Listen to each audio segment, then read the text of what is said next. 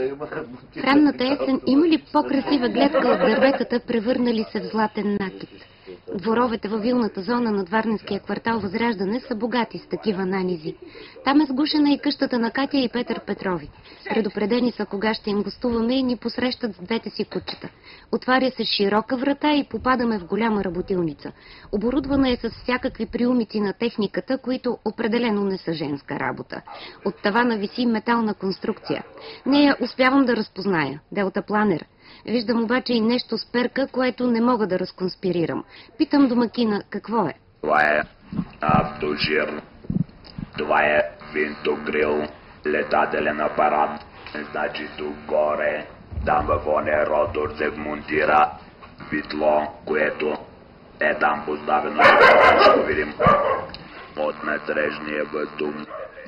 Тоя винт се развърта до 230 или 300 оборота, създава подебна сила и стига летателния апарат на известна височина, на която окажем с управлението.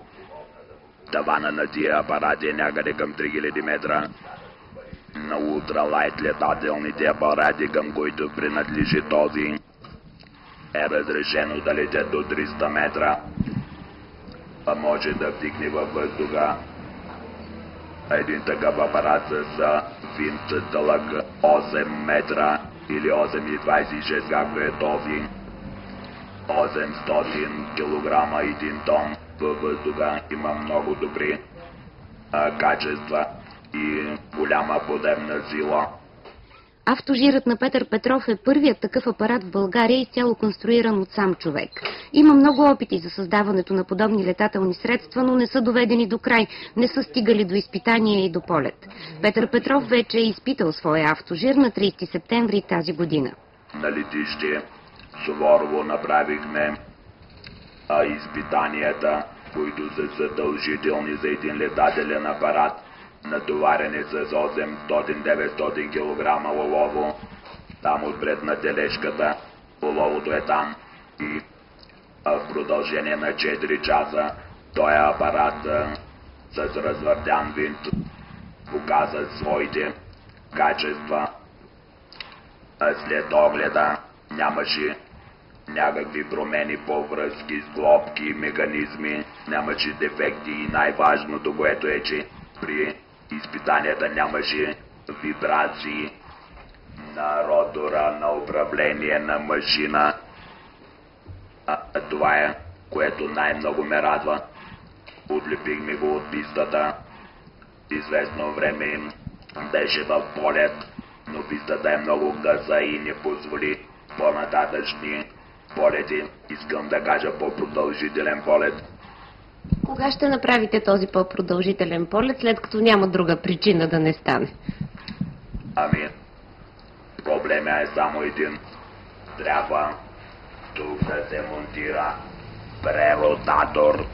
Преротатор, това е един механизъм, един двигател, който предварително развърта носещия винт и тук го довежда до обороти, които са достатъчни за създаване на достатъчна подемна сила и достатъчна стабилност на апарата.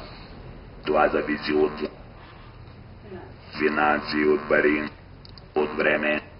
Ами ориентировъчно съвсем неангажиращо, може би след 20 на дена или месец.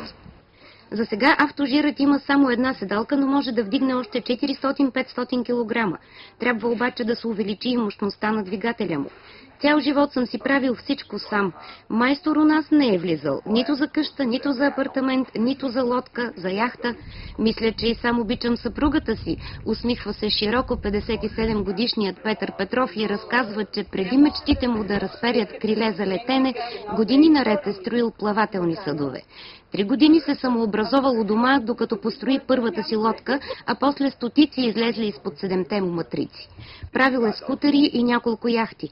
От матрицата на първата му яхта е построена известната във Варна Джин Фис, печелила няколко морски регати.